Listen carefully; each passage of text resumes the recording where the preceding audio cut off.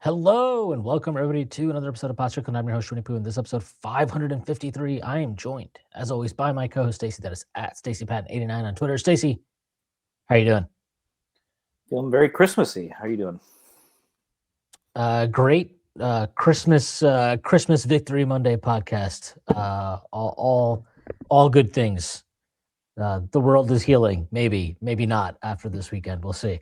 But we are joined by a first-time guest of the pod.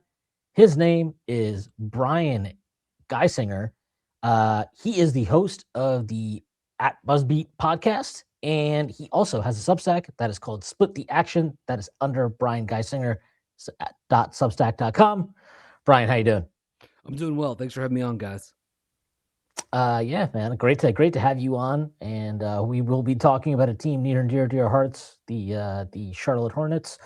And we're going to do that. We're going to talk about the Knicks, who had a very interesting week, given that they won the Cup final, won an eventful game against the Pacers, dropped an eventful game against the 76ers, and won a 132-125 shootout against the disgusting Miami Heat, courtesy of a Jalen Brunson masterclass. We're going to get to all that. Before we do that, I do have to make the announcements. First, Strickland has a YouTube channel where you'll be able to watch this podcast. If you are not done so already, please hit like, subscribe to the channel, it's comment. That'd be huge up to us. Strickland also has merchandise, which you can find on our website at www.strick.land. There's a link that'll take you to the merchandise store. There's all kinds of cool stuff on there, like t-shirts, sweatshirts, hats, coffee mugs, water bottles, you name it, we got it. Strickland also has a Patreon, which you can subscribe to. There are a number of different tiers. There's $6 tier that gets you access to Strickland, the podcast that hosts our Friday with Prez. You also get access to Takes from Obvious Bozos podcast, hosted by Andrew Steele, a.k.a. Doug, along with Zach Blatter, and you get access to the Strickland Discord, where the conversation never stops. The further tiers is a $9 tier that gets you access to Strickland Roll, the pod that I host with YC, where we rant and rave about the Knicks even more. You also get access to wonderful premium articles written by our staff, and you get access to Strictly NFL, which you guessed it is podcast about the NFL that is hosted by Konstantin Metrikos and Desmond Novak. Their further tiers is $15 tier, $30 tier, $50 tier, and a $100 tier. Those come with a variety of additional benefits, like listening on private recordings, merchandise discounts, and potentially co-host podcasts alongside yours truly one day, whether you choose to subscribe or not. None of this would be possible without you, and none of this would be possible without our sponsor, FanDuel. FanDuel has you covered for any of your betting desires.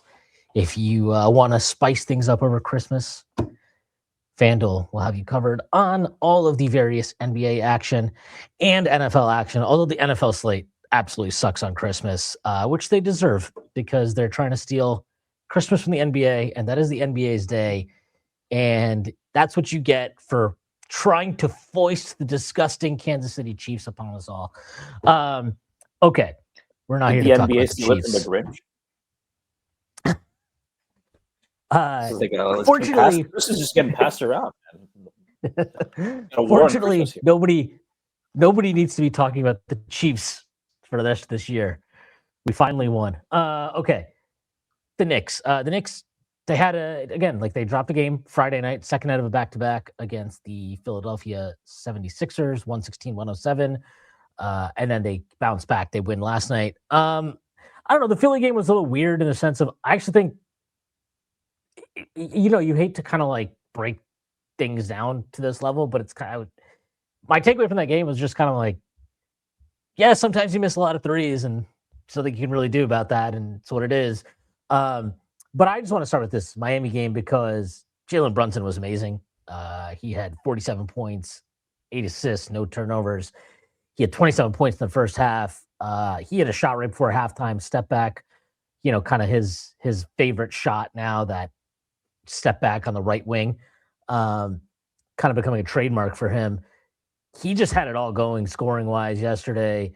And I don't know, like when you watch a game like that where Karl Towns only has 2 points and the Knicks put up 132, like it's easy. It's crazy how easy the offense can come for them sometimes. And I thought what was really cool about that game too was, Bridges goes off in the first half. He kind of gets going from three. He had a quieter second half. OG did nothing in the first half, but then he picks it up in the second half. And they just have so many different ways to beat you. And obviously Brunson is, the main thing. But, in terms of when you're trying to think of who's their second guy? How are they going to get enough scoring from those pieces? I just think it's so interesting the way this team is constructed, because Karl Towns is probably not the ideal maybe number 2 you would want. He's obviously supremely talented and he has monster games. We know that, but um, he has his obvious. I mean, yesterday was a huge down game for him, but when you kind of just look at how many guys can chip in with 15, 16, 17 points. Josh Hart's gotten it going lately too. Jordan Clarkson's on one of his hot streaks right now. You have OG Anunoby, Bridges, obviously. And then you have Mitchell Robinson, who, like, I don't even know how to describe him as a player because he is an offensive weapon in a way that is so not it's so antithetical to what we imagine when we describe an offensive weapon. He's not a shot creator. He is not somebody you throw the ball to in the post. He's not some playmaking hub. But the fact that he creates so many possessions, extra possessions for your team, and just how that compromises defenses. I mean, again, like yesterday, Miami, I think they had 56 rebounds. The Knicks 42. The Knicks killed them in a game at the Garden about a month ago. And Mitchell Robinson was huge in that game. And after that game, very specifically, Udonis Haslem was like, yeah, I told Khalil Ware, you got to hit the glass, basically. And I think you could see that attention given to him. But then because you're giving that attention to Mitch, it opens up other stuff. And I just think it's so interesting to see how all of that works together and that this team is kind of a monster in the sense of if you gear up to stop this, then it exposes that. And there's so many things working in concert right now. Obviously, their biggest tests are not going to come until we get to the playoffs. But I think there's a lot of good stuff happening right now, and I thought the Cup run was good for them in the sense of you got to play some high stakes games against quality teams early in the season, and I think you could already see some of the dividends being paid out by the approach that Mike Brown has implemented. The fact that they are more multiple offensively, you're always going to have a steady stream of give the ball to Brunson and get the fuck out of the way. But there is more to it. I think there's more eye candy off the ball. There's more purpose to their actions off the ball. They get into their sets faster, even if their pace is still ultimately right around to where it was last year. I think you can feel that. I think opponents can feel that they're having to go through more actions defensively and be on a string longer in possessions. And yeah, I mean, it just, it's very nice to come away from a game like against Philly where they lose 116-107. And, it's crazy to kind of think of we're in a time in the NBA where putting up 107 points is a horrible kind of offensive night. But to come to lose that game and just kind of be like, yeah, I'm not that worried about it. I'm pretty sure they'll bounce back, and they do bounce back, and they bounce back in a big way. All that is just cool. I think they're in a really good place right now. I hope they're not peaking right now because it'd be terrible if they're peaking right now. But I think they're trending in the ways that you want to see, a third of the way into the season under a new coach, first new coach after 5 years. I think there's a lot of good changes happening. And I think there's still plenty more to come. I mean, again, last night you didn't even have Deuce McBride or Landry Shamet either. So, yeah, I'm just very happy with the way this thing is going. And man, like, I feel like I glossed over it, but Brunson was awesome last night. So I don't know. Stacy, I guess I'll just start with you. I don't know. What were your thoughts kind of on the week that was, and then kind of what happened last night? Yeah, I mean, if you zoom out and you say last week they'll win the NBA Cup,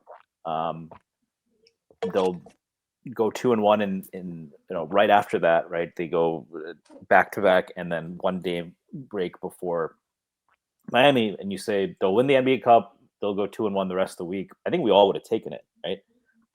Philly is a tough team. I mean, Philly is never an easy opponent for the Knicks, and they've been playing pretty solid ball this year. So just game to game, the reactions are always very tough. Brunson looked like a superstar. I think you see people say this all the time. Like, everyone is better than Brunson until it's time to be better than Brunson.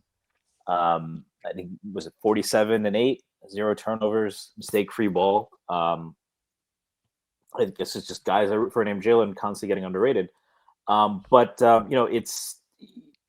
think that you're seeing a lot of things coming together that are, again, game to game, it's going to look unclean. I think, you look at Woodson and he's navigated, I think, a lot of challenges. I'll say that, right? I think Mitchell Robinson's defense is starting to come around. The way I was thinking, I want to get back to what you're talking about with Mitchell Robinson, because I think there's an interesting parallel I was thinking about.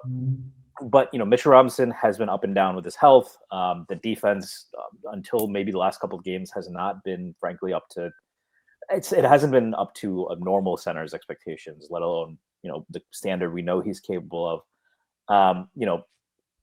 Yabusele was really their big acquisition that just hasn't panned out. He dealt with Landry Shamet injury after it looked like he would be a key contributor. And he's kind of just rolled with it and transformed this team in so many ways that we wanted to see. He has experimented where necessary, right? I also think Yabusele I think you tweeted about this, that he probably isn't done. He needs to be benched right now. It's not working. But, I don't think Mike Brown seems to be the kind of guy where he sets things in stones. He has rolled with injuries and expanded the rotation as necessary. I think, player development or just getting a chance, Tyler Kolek becoming a viable player. We'll see what happens in the playoffs, and that's really where the judgments will be dictated. But he looks like a viable rotation player right now. And I think one of the biggest things is Josh Hart. You and I have expelled a lot of oxygen talking about Josh Hart and his struggles last year, especially with that starting lineup. But even to begin this year, right? There is, there were some lapses.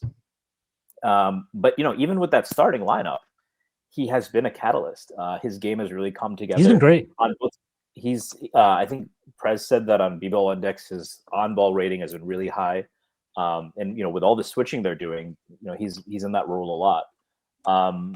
Does he just? Of course, he deserves credit, and we know who Josh Hart is. But I think Brown, which is a situation that has not been without its challenges, has done extremely well, and you can really see now a lot of the pieces clicking. Mikal Bridges is having his best year since probably Phoenix.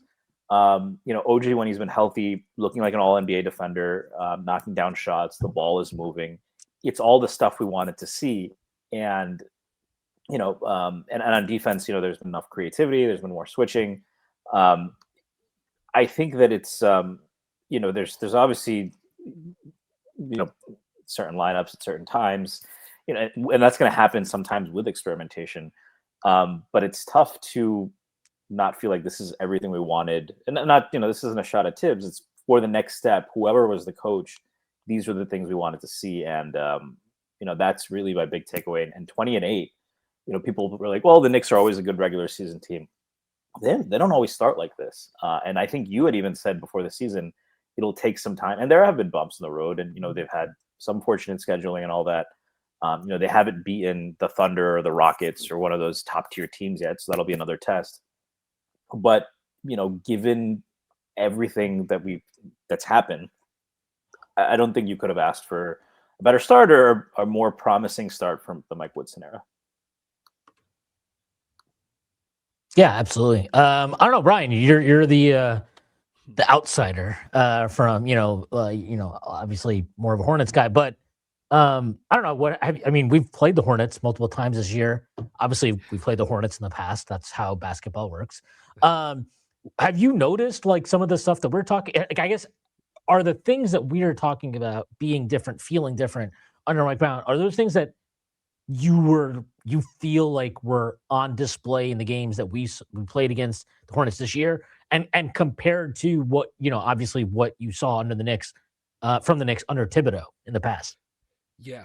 Well, first off, it's great to be on an NBA podcast and talk about a team with a winning record and legitimate title hopes. That's what a strange feeling, but good feeling that this is. The last time these two teams met, Robinson did not play in the game, and obviously, New York has sort of like a different look.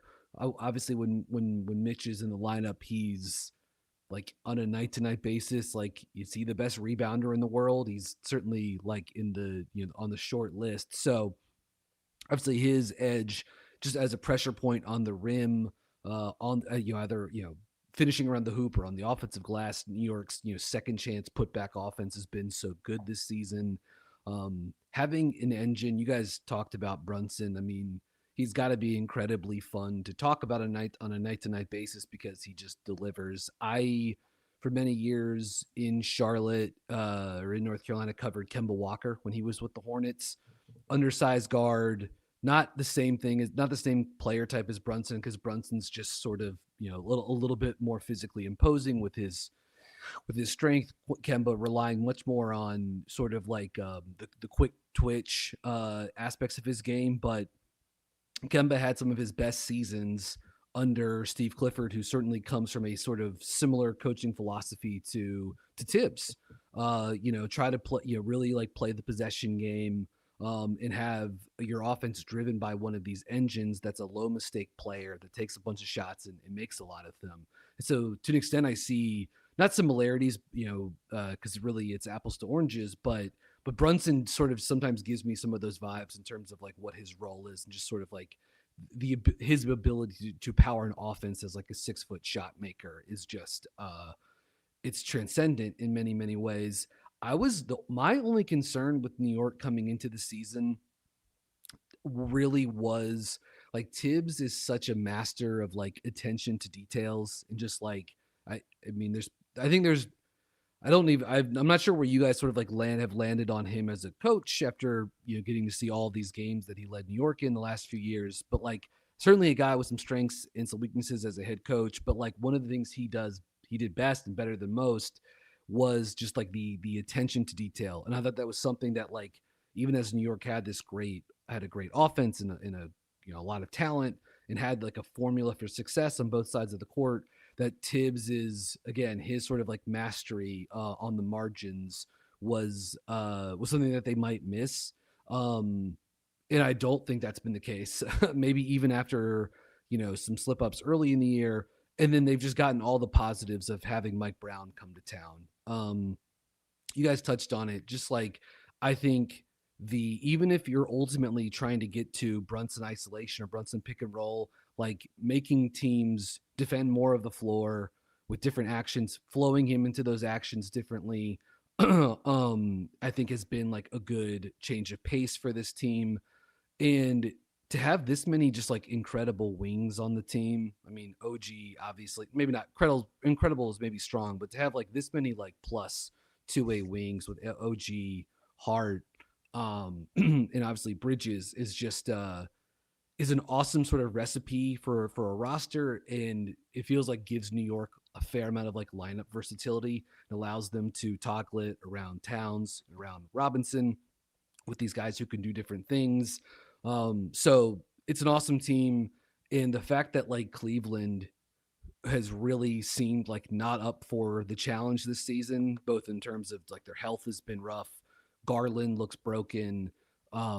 Those were unsurprisingly, those were sort of the two teams out of the East I was highest on coming into the season. And I feel like New York has just hit all of my expectations, whereas Cleveland has really tripped up. And that to me has made, I guess, New York feel like even more of a force this season. So every time I've seen them play this year, including both games against Charlotte, they've been impressive. And this to me feels like a team that's just going to be, sort of like a regular season juggernaut in the Eastern Conference, and certainly has the great chance to push through the Eastern Conference Finals too. So I have a lot of friends, family members, and such with ties to New York. So I do like when the Knicks are good, and so we'll be a team that I will continue to enjoy following throughout the season. But no, they really have sort of like fit by keeping, I think, a lot of the right stuff from the previous year, and then just adding in some of these things, tweaking the offense that you thought Brown would do when he was brought in. Yeah, interesting. You mentioned Cleveland. Actually, funny enough, FanDuel has the Knicks as the favorite now to come out of the East. They're plus 230. Cleveland's at plus 460. They're still the second favorite in the East. Some of that is because they probably got so much action early in the season. But yeah, they're number two, and then Detroit is third at plus 480. I still think Detroit is the Knicks' main primary competition, even I would say. in the East. We've talked about this extensively, so I don't want to go too much into it, but I like where their team is at, and I like the fact that they have, all their picks. They have the contracts. They have some young players that can put into trades. I think it gives them the option or the ability anyway to add talent. We'll see if they do or not. To get back to what you were kind of talking about with where we fell or how we ended up kind of feeling about Tibbs at the end of it all. I can only kind of, I think me and Stacy can agree with this, but I can only speak for myself. I think Tibbs was great. Like, he was a great coach for what was needed at the time he was hired. Like, I think it's easy now, and I've seen a lot of fans do this, and I'm guilty of it too, where, because you do feel it when you're watching this year's team, that it feels like, no, this is what, like, because it's mostly the same team from last year. Right? It's largely the same group, but you're watching it and you're like, no, this is what it's supposed to feel like. This is what it's supposed to look like. The offense is supposed to be easier. We are supposed to be like, you are supposed to be able to run teams out of the gym consistently. Like, that's what the point of having this talent is. So you feel that, and because you're seeing it now, it's almost like, oh man, Tibbs, like, again, I'm guilty of it too, where you're like, Tibbs didn't know what the hell he was doing. And I think there's a difference between what happened last year and the totality of his time, because when he comes in, the Knicks were a joke. They were a clown show of an organization. They'd done nothing for the better part of 2 decades.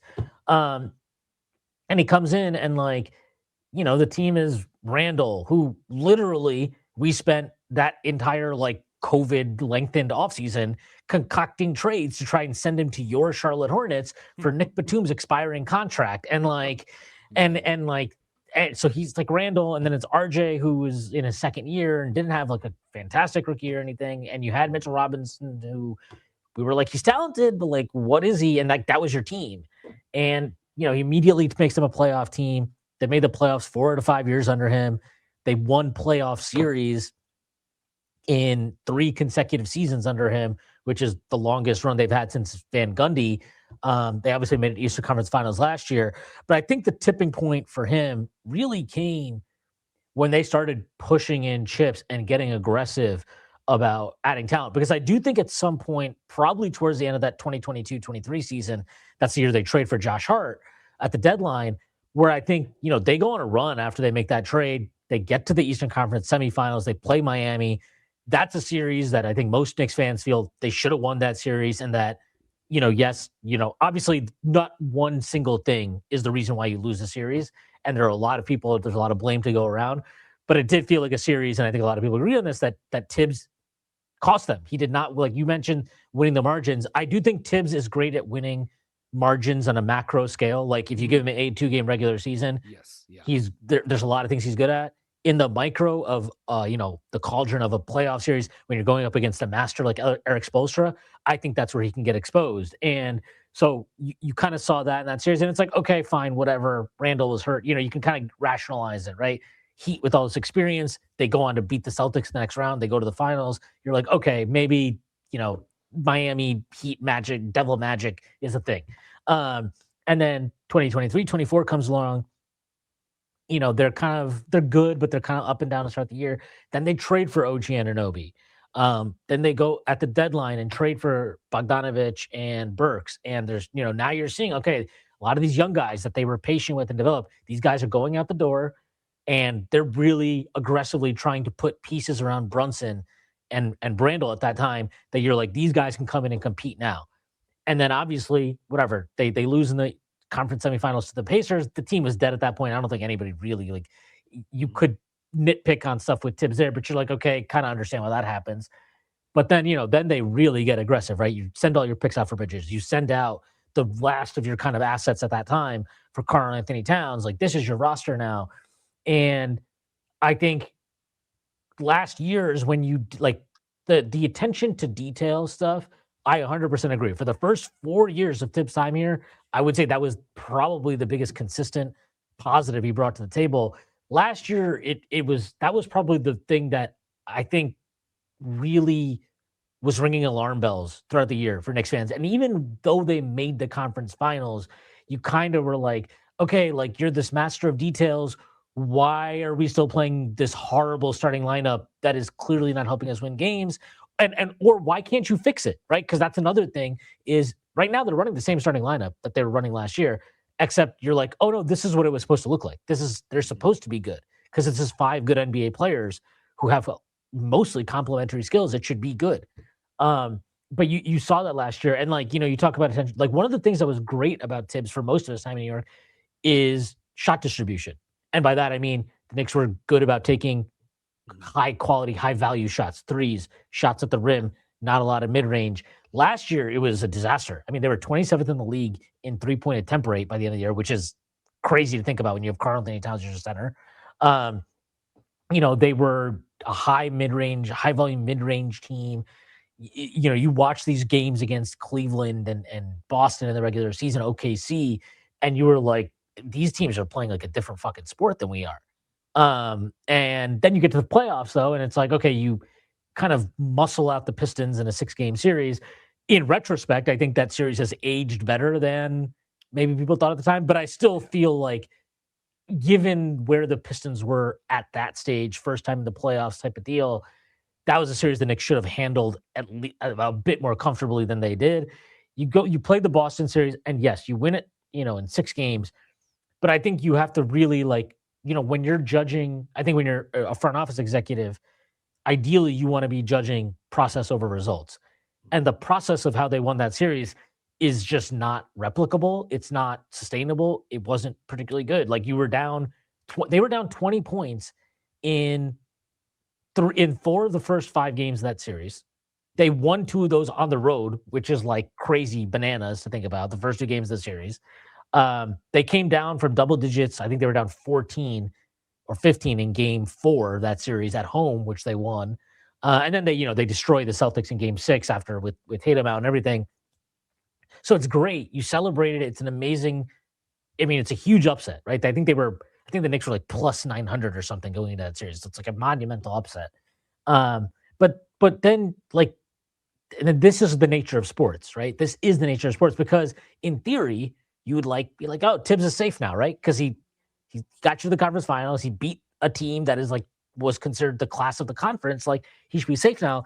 But because he won, I almost think he would have been better off having lost a competitive series to the Celtics or something than what happened. Because then you get to the conference finals and you're favored to beat the Pacers. I think they should have won that series. And all the stuff that you got away with against Boston, now you're not getting away with it. You're not getting away with starting a lineup that doesn't work. And then after you lose the first 2 games of the series, now you're desperately trying to figure out a new rotation. You're starting double big. It's just all. And I think so. To kind of answer your question, I appreciate what Tibbs did here.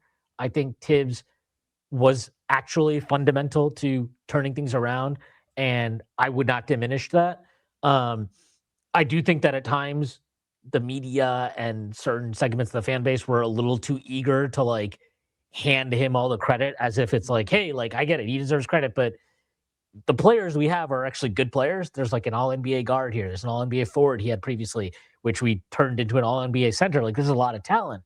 But he definitely helped build the foundation. But, and this has always been kind of, I don't think I'm alone in this. This is a long-standing criticism of Tibbs, right? Is that maybe he's a guy that can get you A, B, and B to C, but can he take that last step? Is he good enough as a coach to take that last step? And I just feel like I saw enough last year. And I mean, I always kind of suspected it, but last year was so many things kind of fell in place, and you had been so aggressive about adding talent to the roster that, I think really the moment for me was when they lost game 5 to the Pistons at home in the first round, where I was just kind of I'm over this. I don't think you can win with a coach that's this stubborn, that just refuses to try new things until, you're down 2-0 in a conference finals. And now all of a sudden it's oh yeah, actually, yeah, the starting lineup that's been bad is bad. I should change that. I should change this thing. And that frustration, I think, that's a very broad kind of way to answer your question. But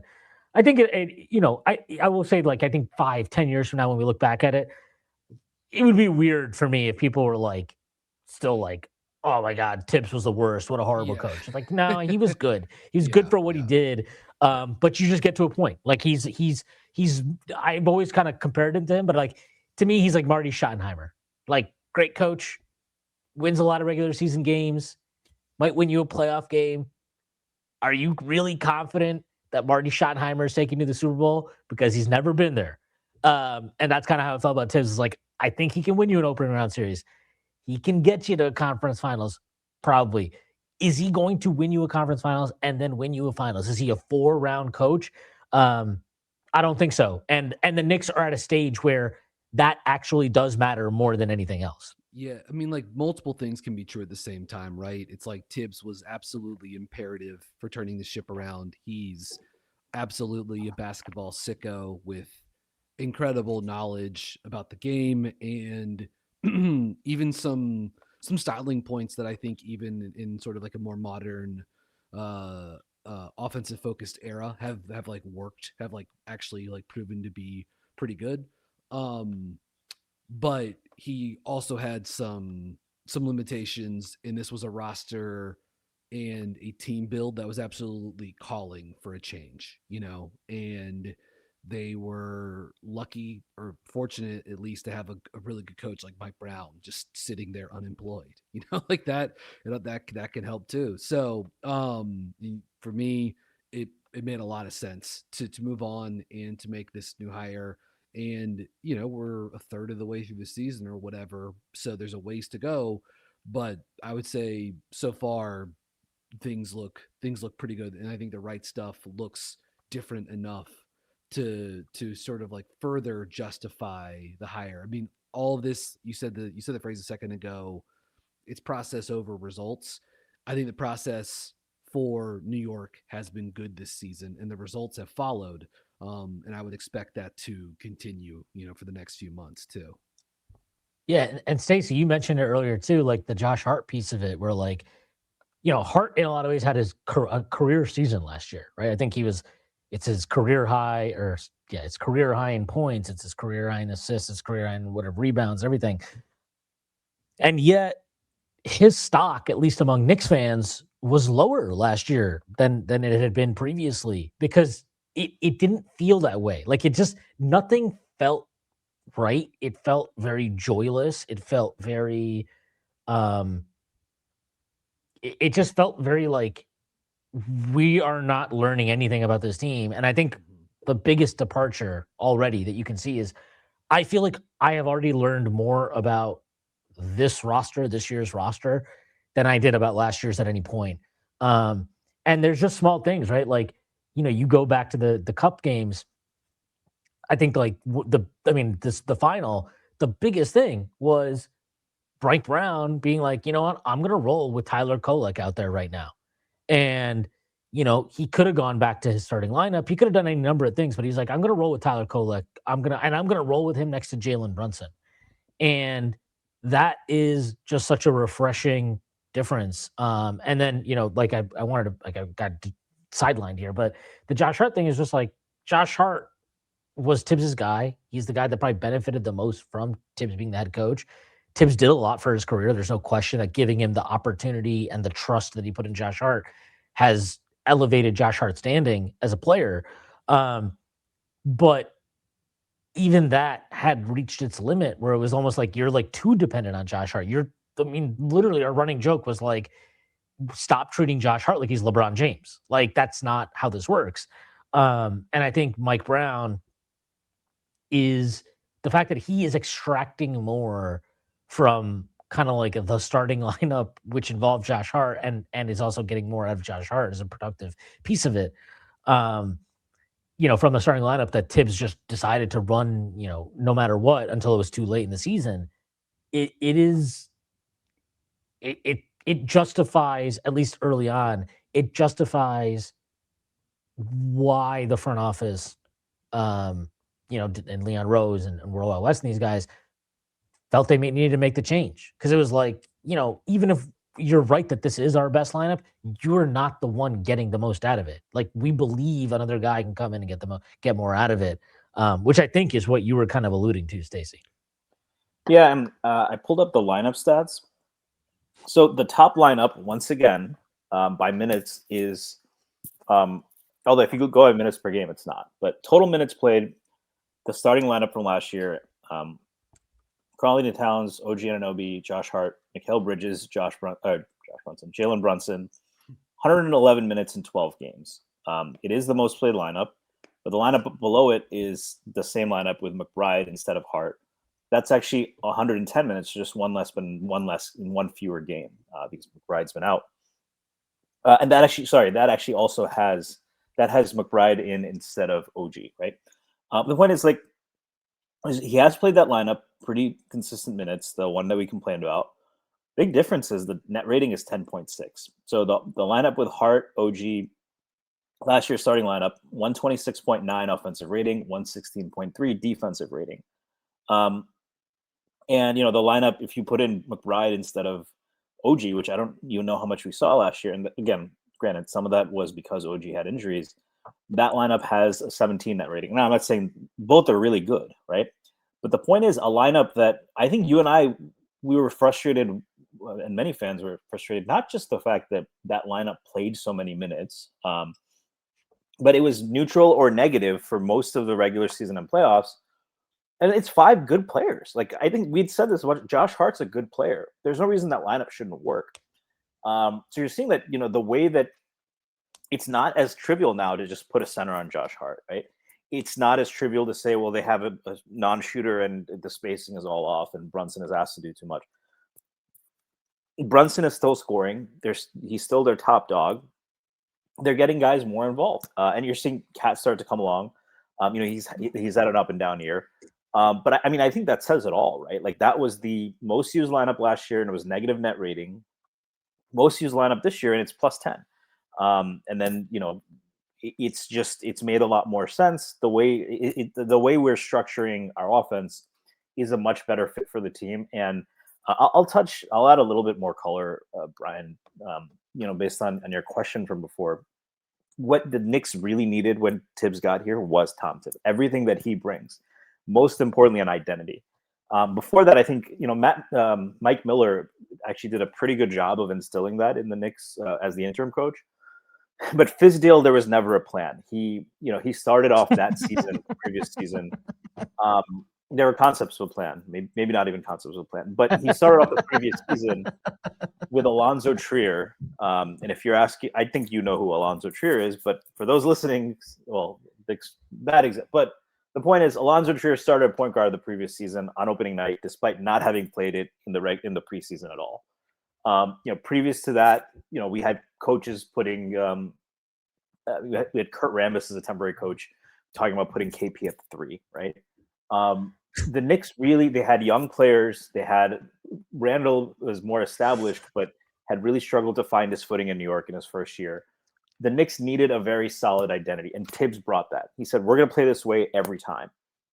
We're going to avoid turnovers, slow the game down, clean up the glass, have 48 minutes of rim protection, and whatever Randall gets us, that's going to work."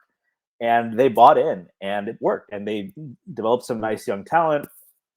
But as you progress, once you have that core identity, you need to be able to win like a chameleon, right? You need to, not maybe that's a little bit too far, but you need to be able to win in multiple ways. And the Knicks were originally built a little bit more towards that when they had, guys like Quickly, Grimes, RJ even. They had a bunch of younger guys. Everyone was talking about a consolidation trade then, right? But part of that was that we were like, Rick Carlisle went 10, 11, 12 deep against the Knicks last year. We just never did that under Tibbs, for better or for worse, right? Some of it gave continuity. Again, like, we needed an identity, but some of it also capped the ceiling a little bit. I think that was particularly notable. And again, the Knicks had injuries, but when they lost to the Heat, playing kind of one way, because they make the consolidation trades, but now everyone's saying, well, he doesn't have depth. And I was like, well, when he had depth, we were playing Quickly 18 minutes a game and refused to play him next to Brunson, right? That's another thing you just mentioned, right? There's no way Tibbs wasn't playing Kolek at all, but I don't think he doesn't play guards that are not, strong defenders next to Brunson, not even McBride. So it's just, he is a great coach. Yeah, I think the knowledge is good. But I also think, like, what I will always remember is he gave the Knicks an identity that went beyond just winning, but it allowed guys to grow in their role. I think development and player development is probably the most underrated part of Tibbs' system and what he's able to do for guys. Like, what the Knicks did with young players, frankly, you follow the draft. If you look at the previous X years, the Knicks were a joke when it came to draft and develop, and Tibbs does deserve a lot of credit for that. But to get to that next level, you needed somebody who's an experiment, and I don't know if Mike Brown would have come in here and do the same job that Tibbs did. Yeah. I mean, you could. I mean, a lot of people might say I don't necessarily agree with this as much, but some might say that what Mark Jackson did, Steve Kerr couldn't do, and what Steve Kerr did, Mark Jackson couldn't do, right? So I don't know if that's the best analogy. The evidence may be mounting based on what we're seeing in Golden State with their draft and development record with their young players in the recent years. Yeah. So I think that Tibbs was absolutely the right coach at the right time until now, and it is what it is. Yeah, and just a flash thing I wanted to add to what you said, Stacy. Like I think ultimately with Tibbs, there's a limit to what you can achieve, but you are going to hit that limit. And I think this current team, I don't like assigning a coach like all of the credit for things because I think 90% of this stuff is about players themselves and their talent and how they fit together, right? But I think there is something to like when Tibbs is your coach, there is a way you're going to operate. Like your guys are going to play games. Maybe they're going to play too much, but they're going to play games. We are not going to have, a bunch of scheduled rest days because because it's a back-to-back. Like we're going to operate seriously. Every game matters. We take this seriously. We want to win games. There are no free lunches. There are no nights off. I think all that stuff is real and maybe the message can become annoying and and that's normal in anything, right? That's why coaches in any sport, it's so hard to remain a coach for a long period of time because the same person delivering the same type of message over and over again can get grating. But I think you still see like there are still benefits from having Tibbs as your head coach. Like this team still operates in a lot of the same ways, right? Like yes, we've seen them give a rest day here and there now for first night of a back or second night of a back to back, but there is no like where this guy's just sitting because it's a Wednesday and this game there's none of that shit. They play every game like it would have been so like the perfect example is that win they had last week against Indiana because they're down 15 in late in the third quarter and this fucking thing looks over. Like they look like look and nobody would have blamed them. Nobody would have blamed them. You just played that cup final a couple days before against the Spurs. It was obviously a high stakes game. That like they kind of put everything they had into it. You're shorthanded, right? No Cat, no Josh Hart, no Deuce McBride, no Landry Shamet. Any like I don't think any Knicks fan would have been that upset if they were just kind of like at that point of the game. It's like, well, sometimes you got it, sometimes you don't. And the fact that they didn't and they battled back, and then it was a crazy game, right? They battled back, take the lead, then they go back down 7, and they come back and take the lead literally in the final 5 seconds. It just speaks to like the mentality of the team, the mentality of the organization, quite frankly, like the culture they've built. And again, I don't think it's solely down to Thibodeau, but you're kidding yourself if you don't think that he had a major imprint on that stuff. Like, he was definitely involved, and he's definitely a reason for why this team operates in a lot of the ways that they do. So yeah, he deserves a ton of credit, and that'll probably be the last time I say anything nice about Tom Thibodeau on this podcast for quite a while. You're on mute, Brian. I can see you talking, but if you want to hop out there. Forgive me for that. What I was just gonna say, the sort of like if I could like draw a very small through line between New York and the team that I cover, the Hornets in Charlotte, like the having someone like Leon Rose running the show and sort of pulling the strings and being willing to make tough decisions, do a good job on average. I think with those decisions and roster construction, team building, etc. The Hornets are in like year 2 or 3 now of basically being like trying to be like a serious small market franchise. They had to go through an ownership change and a big front office shift. And the hope for them would be that they now have like the type of decision makers in place to actually try to build something. And it's going to be a different process, obviously. But when you don't have like the right people in those sort of like front office spots or in the ownership spots, in the case for the Hornets with the previous ownership under MJ, you just can't get out of your own way. It's impossible. Like you're stuck. You're in a ditch. And the Hornets are still bad, but they at least have like the opportunities and the options exist for them to become a like sustainable small market winner. Who knows if they'll get there, but they at least like have the stuff in place to try to get to do that. And to me, just like watching New York from afar, is that like they have like the makings of from front office through the staff now of like it's just like this is what you would want a like sustainable, smart NBA franchise to like look like. And I'm not surprised that they've put together like a good roster that has the chance to, put some banners up in the rafters this year at MSG. Oh, well, we're not putting up any NBA Cup banners. Let me tell you that. Yeah, jokes aside, I guess, right? Yeah. No, that's a good segue though, because we did bring you on talk about the Charlotte Hornets. Don't let anybody ever tell you that Knicks fans are too focused on the big markets. No, you mentioned kind of like the transition that this Hornets organization has undergone. And I do think that's interesting, right? Obviously, you have the ownership change. You also have the weird thing where like Kupchak was still the GM when they drafted Brandon Miller, which was his own thing. I think he ended up making the right pick. I don't know. Who knows? It's still kind of early in these guys' career.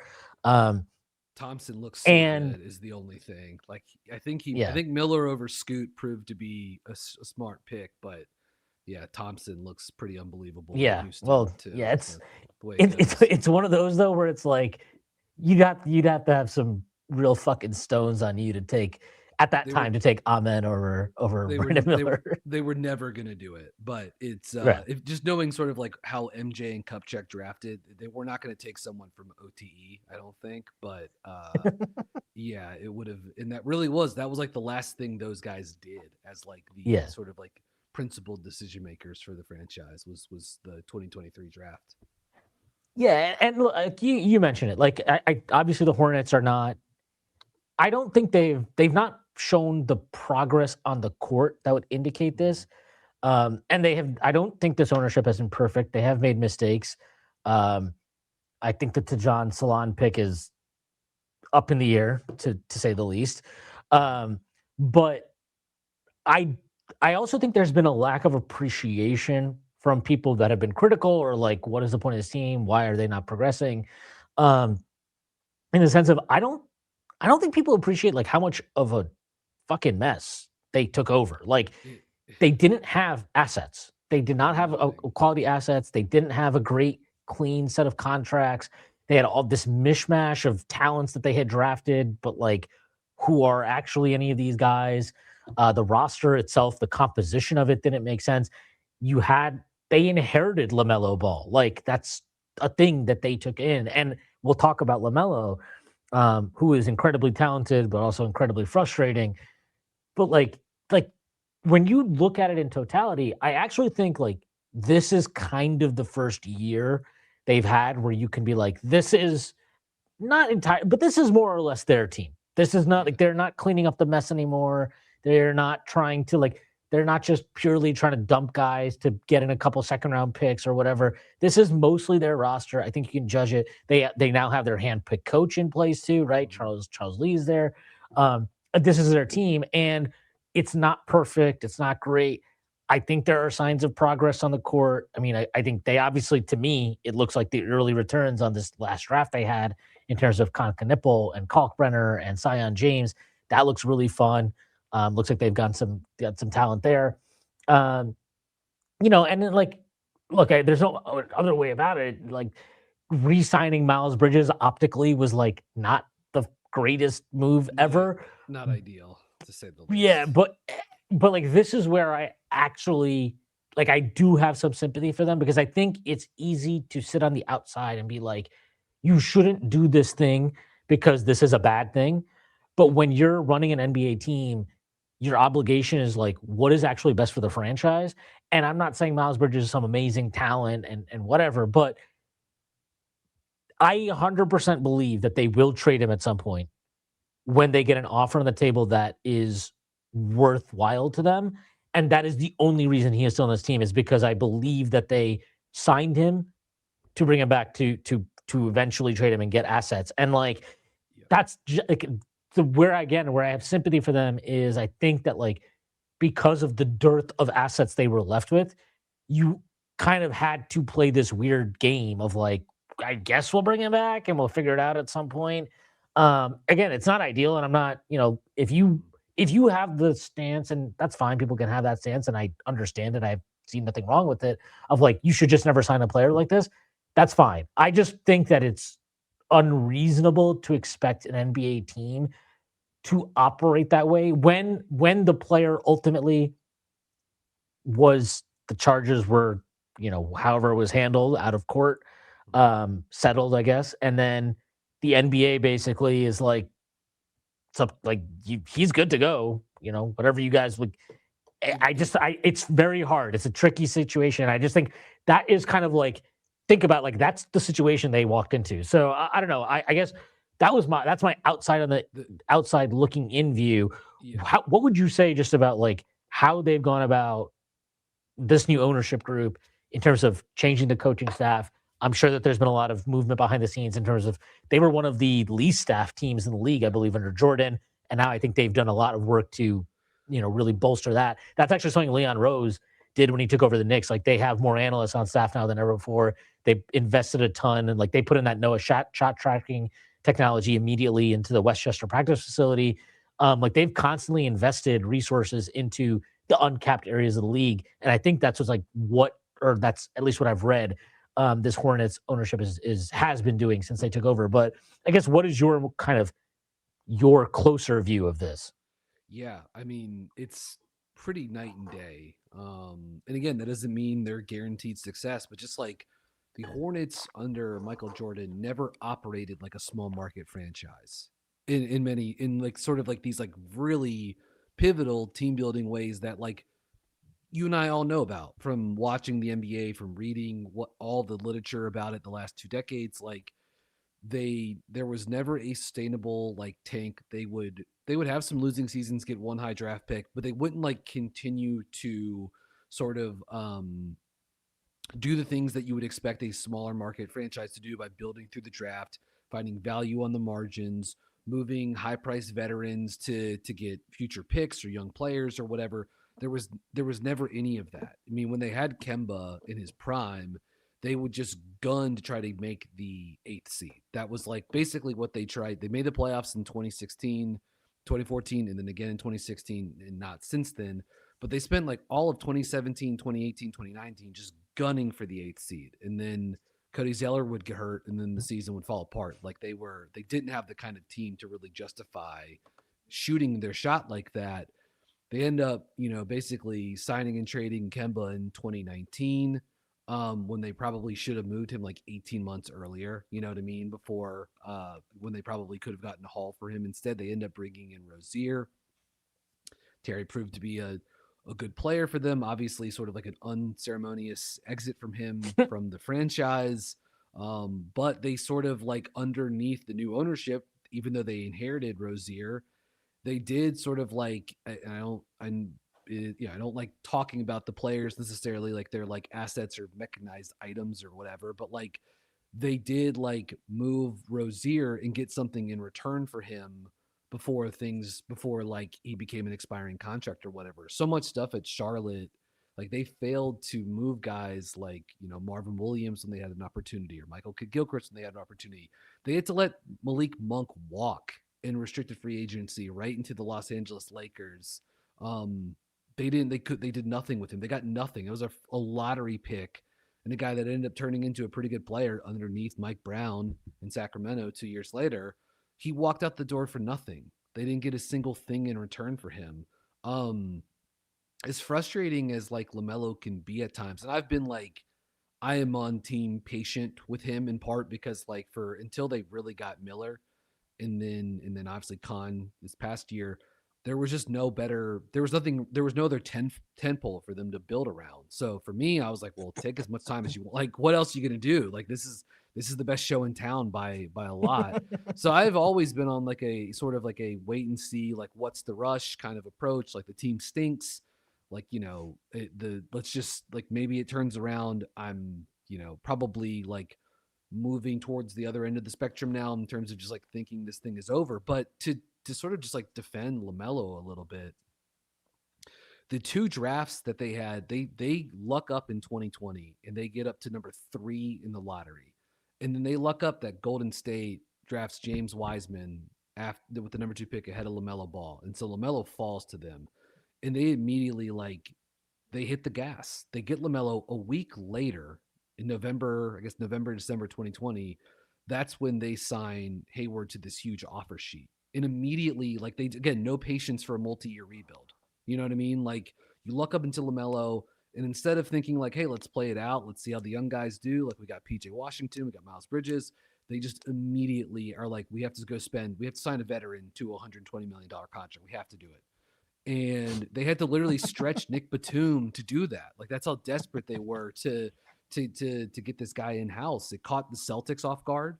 Caught the Pacers off guard too. Caught the Pacers off guard because it was such a wild. It just came out of nowhere. And the 2021 draft, the Hornets, they have 3 picks after they make a trade draft night. They get Mason Plumlee. It moves. They would have had cap space. They end up having no cap space because they acquire Plumlee. They get a second round pick through it, but then they draft James Bouknight in the lottery of what was a stacked draft. I mean, 2021 was a great draft. They draft Bouknight. He's out of the league now. They trade back into the first round with New York, I believe. They draft Kai Jones late in the first round on a pick that ended up getting passed around. I think it was involved in the Cam Reddish trade. It eventually I think the Spurs have it right now. Well, it ceased like in 2025. It transitioned from a first round pick to 2 second round picks. So like it never even conveyed as a first round pick because of the protections that were the Hornets never made the playoffs after it. And then they draft JT Thor in the second round. Like all 3 of those guys are out of the league or like barely hanging on in the G League right now. You know, Kai was also 1 above Jalen Johnson. So yeah, which I mean, the Hornets just beat the Hawks, but Johnson, he just torched them. It was a masterclass performance. Obviously, Johnson and LaMelo as like a 1-2 could have potentially been like a dynamic duo for the Hornets moving into the future. And then in 2022, they have 2 picks in the top 15 of the draft. They have the 13th pick and the 15th pick. The only reason they have the 15th pick is because I believe they traded Devontae Graham in a sign-in trade to New Orleans in 2021. Yes. It was it was a lottery protected first round pick. The Pelicans made the playoffs on like the last day of the regular season. So the Hornets end up with their pick, the 15th pick. The Hornets didn't they trade this to Denver or something weird? So yes, because what they end up here's what they end up doing. They end up with the 13th pick. They draft Jalen Duren. The guy who looks like he's poised to make an all-star team this year. You can go back to draft night in 2022. There are with Shai Gilgeous-Alexander in 2018, there are like draft night photos with Jalen Duren like in a Hornets hat. You know what I mean? Because for about 15 minutes, it looked like he was going to be a potential partner with LaMelo Ball. We were doing BuzzBeat. We were doing a live show. We were freaking out. We were thrilled. We're like, we wanted Duren. Couldn't believe he fell to 13. He's this perfect lob threat that they're going to pair with LaMelo. And at some point between picks 13 and picks 15, the Hornets end up taking Mark Williams at pick 15. He's now obviously in Phoenix, so they have no picks they trade the 13th pick because essentially what was a salary dump. Because the 13th pick was going to take a certain level of salary based off the rookie scale contract. So the Hornets Miles Bridges was a restricted free agent that summer. They wanted to offer him a max contract, and then they wanted to stay underneath the tax. They wanted to enter the season underneath the tax.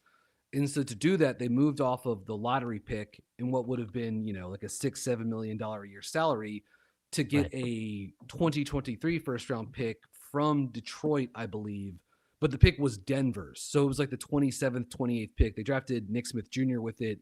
He's now with the Lakers G League facility or team. So basically, like in the 2 drafts that they had directly after lucking into LaMelo, none of those players are on the team.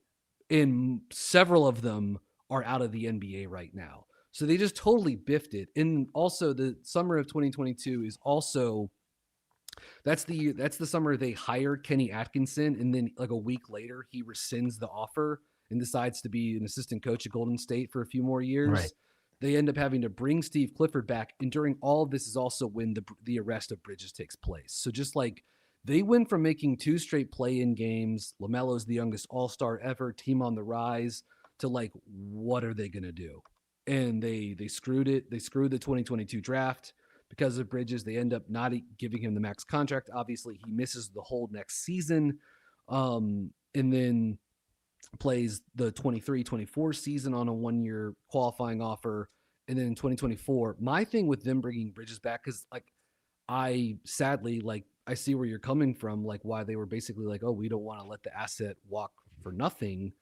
But they he's a 3-year, $75 million contract. I don't know who they were negotiating against. That's the thing. It's like, why did you have to do that? And also, like, if they're going to trade Bridges, it like kind of has to be before the deadline this season, because he becomes an expiring contract after this season.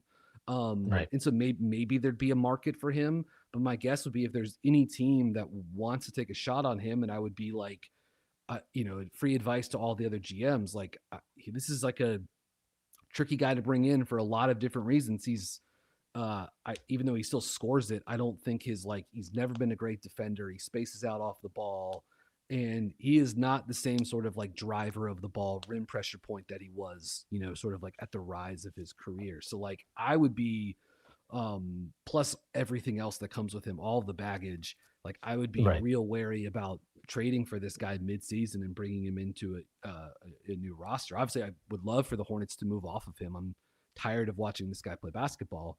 But so we'll see what they can do with that. But this is a team that with Charles Lee in year 2, they have changed their offensive identity. They lead the league in guard pick and rolls.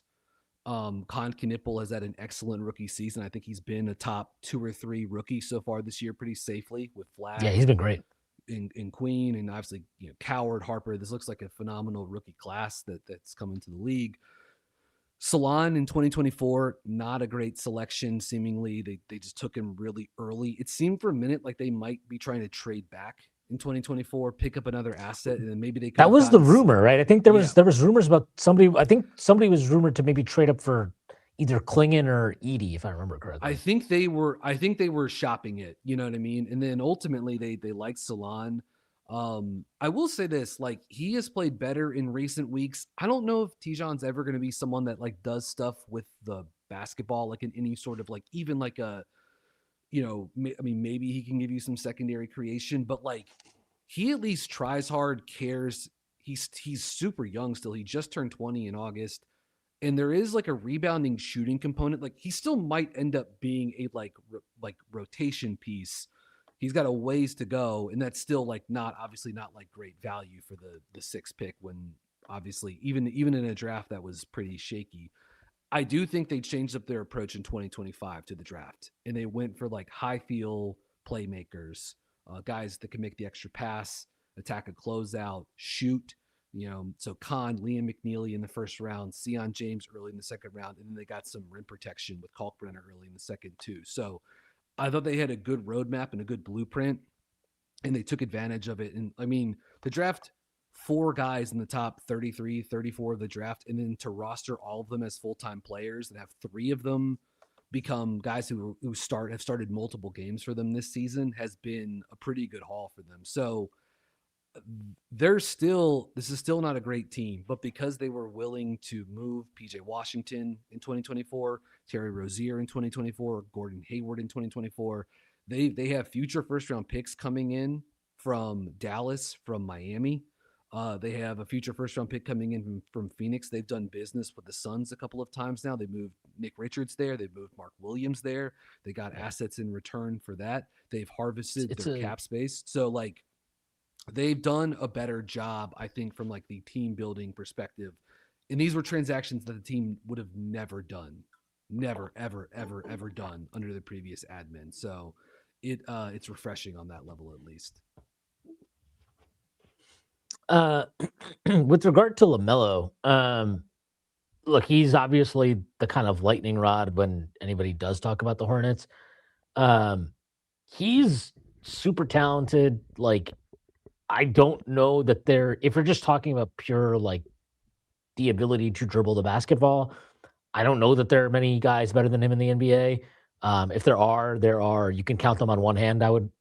I feel pretty strong about the fact that he can do that at his size is incredible.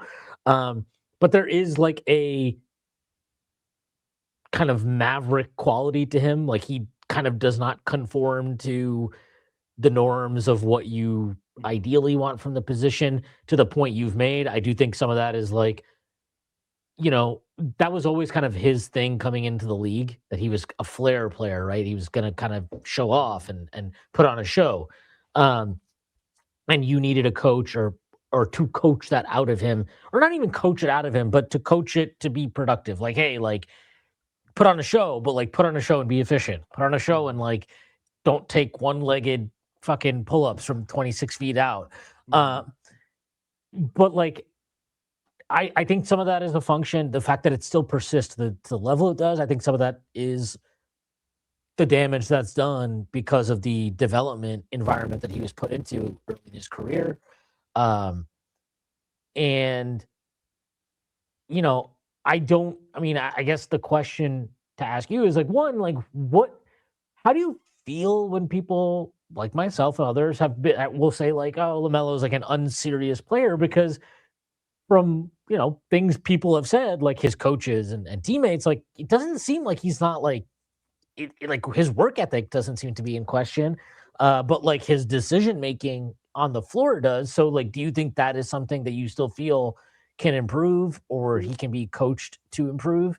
And I guess it's like, how worried are you about the health long term, and how do you feel about his defense? Because like it's weird. Like I feel like he has terrible defensive metrics, but then there are times I watch him and I'm like, I don't know. It looks like he like care. Like he looks like if he tries, he's fine. But I don't know how often he's trying, and the situation itself maybe wasn't conducive. And then I guess the final piece of it is, how has he fit in with these kind of, you mentioned that rookie class that came in and Brandon Miller as well.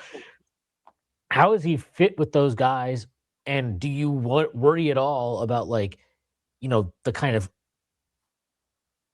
immaturity, I guess, that can be kind of a hallmark of his game? Do you worry about that potentially rubbing off on those guys? And I guess, do you feel like maybe it is time to part ways, or are you still kind of like, no, I'm fine with where the Sol is right now? Yeah. I did want to add, sorry, Brian, Yeah, I want to, on it. the defense piece, one other thing. So like when I watched LaMelo in college, Lonzo had begun to establish himself as a very good help defender. And I've always liked LaMelo's instincts on that end. I think he's a very smart player. I don't think the decision-making, I think, is usually too ambitious or too overconfident more than he sees the floor well on both ends. And I think that's been the key to Lonzo. Lonzo also got a lot stronger. So I know you follow the draft pretty closely, and Lonzo's a well-known player as well. But I did feel like he had a lot of those strengths, but was more dynamic on ball. Obviously, the defensive. So, if you want to speak to that comparison, maybe why it worked out better for Lonzo on the defensive end than LaMelo it has. I'm just going to bring that up as well. But you can answer all Shwin's questions first. So. Yeah, just to start with, though, it's a good question, and to start right there with the defense, like I think Lonzo, at least before like the injuries like really took a toll and almost like totally basically derailed his career for several years, like there was a sort of like a strength physicality component to his game that like LaMelo just has never totally had. There are some similarities to how those guys like see the game. Like they both see the floor exceptionally well. They both want to play really fast. They both want to shoot threes. But LaMelo is like far more wired to be like a primary on ball guy, whereas Lonzo really slots much more into like the sort of like secondary creator, 3-and-D role. Like in again, him healthy is like an pre-injury with Chicago was like an awesome version of that. LaMelo's he's very skinny. He's never really had like the physicality or like compete level on a consistent basis to like defend at the point of attack or like be like neutral to positive perimeter defender. Like that's never been his game. He can because he has such a good feel for the game. He has such good instincts because he sees the floor so well, and because of his size. Like he is 6'7". Like he's been a good rebounder historically, and he's the guy that like can get steals. And I think early in his career he probably chased a little bit too much, and on some of those James Borrego coach teams they tried a lot of zone because they were just so small and so poor on that side of the court, and just playing zone and trying to force turnovers was like a way for them to try to like get into transition, and that was good for LaMelo, especially early on. Um, Offensively, he's obviously his talents are just they're pretty special. Like they're profound the way he passes and sees the floor. Um, I think, and obviously he's developed into a really impressive shooter. He's got great touch. He's got some of the best touch in the league. He's just this guy is like every year in high 80s percent shooter from the free throw line. Um, I do think the Hornets, to an extent, really messed with his development by just like continuously failing to put like proper rosters around him. And the most fun I ever had watching LaMelo play was his rookie season. And that was a team where he came off the bench at the start of the year, but the Hornets just had this like nice collection of other guards. Like they had Gordon Hayward, they had Devonte Graham, they had Terry Rozier, they had Malik Monk, they had Miles Bridges. That was the year he sort of started to like break out and play with the ball a little bit more. And so they weren't committed to this sort of like helio ball that's become like more of the thing around LaMelo. Like he sort of like, I mean, he was a primary for them, but they were just attacking you with like three ball handlers, three guys who could organize pick and roll at all times. And I thought he was more like a better connective passer. It allowed him to get off the ball a little bit more here and there. And I thought that was good for him. And then they just like every year since then, until basically now, they've sort of like they just strayed from that. Um, the biggest concern for me with LaMelo, honestly, like I get the decision making concerns. He's always been a pretty low turnover player. Even though, which is sort of like I think goes against what people might think is like the vibe with him, but he's like 15% turnover rate almost year over year. Which is not too bad for a guy who has such usage and responsibility on the ball as he does. The thing that concerns me the most, more than anything with him, is it's just the injuries. It's the ankle. Like he's injured both of his ankles now. He missed a bunch of time earlier this year with his ankle impingement. That's I believe a chronic injury. And so he's in and out of the lineup. You never know when he's going to play. He had a great game against Atlanta the other night, but then he follows it up with a stinker against Detroit. Fouled out of that game, which again, I guess that's sort of a decision-making thing for him. He's always committing sort of like ill-timed fouls. But I worry now with LaMelo in terms of like one, if he's going to continue to be a part of the core in Charlotte, how do you build with like Miller, LaMelo, and Khan? Because a like fully actualized LaMelo really helps those two guys out. And Khan and LaMelo, when they've played together this season, have had really nice chemistry in Charlotte's guard screening actions. Khan's such a good short roll player; he can really pick and pop. He's shot a great ball this season, and so he and LaMelo, they're like a natural fit in those actions together. And LaMelo has enough skill to pull two to the ball, get double teams, and free up Khan. And Khan's strong enough as a screener to help get LaMelo open too. But he's just got to be out there. And if you're looking to move off of him, then I just worry about the injury concerns and the lack of availability as something that would really like deplete his value from a league wide perspective. Like to me right now, I still think he has positive trade value. It's probably not what I would have once assumed it to be. But I think if you're realistic and you've made the decision as a franchise that you've got to, when the time and place come to move off of him, it's probably the off season, not mid season. If that's going to be the case, especially since he's hurt now, or has been hurt. Um, maybe you just take what you get. You got other stuff coming in. You've got good guys, good young players to build around, and you just say, you know what? If he's going to figure it out, it's just not going to be here. And you should sort of like wipe your hands of it. You wish him the best. And that would bum me out. I've had a lot of fun watching him. He's been my favorite player in the league, basically since he came in. But he's frustrating, and you know, this is not only is this like a business, but Charlotte's trying to do a thing now. You know what I mean? They're trying to like do a responsible team build, and with your high priced veteran players, like sometimes you have to make tough decisions. So I'm not sure what they're going to do. I get the feeling they're going to be looking to move him, but I really don't know what the market will look like for him. Like, are you cool with getting, in return salary fodder, 1 or 2 first round picks? The second one is maybe not so great in an okay young player. Like I'm not sure if you're going to get too much more than that. If you survey around the league, and I'm not sure which teams would be interested in him too. So, I am a little anxious about that, but I do sort of think they're getting to the time and place where they need to be seriously considering for what life looks like, post LaMelo Ball in Charlotte. Yeah. I think it's. Wait, does he have 3 years left on his contract after this? Yeah, 3. Yeah. So it's like you're max. kind of, you're right in the middle of this contract, effectively, and I think he got the designated. Is it the designated rookie max that he's on?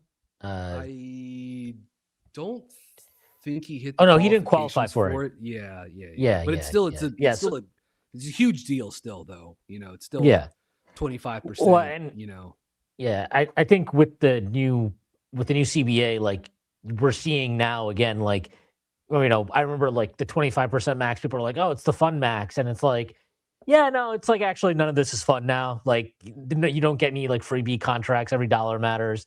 Mm-hmm.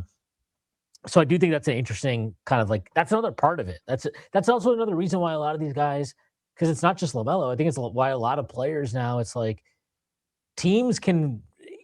I think this is a reason why like Trey Young's been so hard to trade, and John Morant and whatever. Where it's like if you're the team holding him, and had drafted him, then you're valuing him like, no, like this guy was awesome, and like we want real stuff for him. But an acquiring team is like, hey, like I'm absorbing this contract. Like this is not even a contract a lot of teams want. So why am I giving you a ton of assets on top of it? So I think it makes negotiating trades trickier, not just for these players, but just across the board.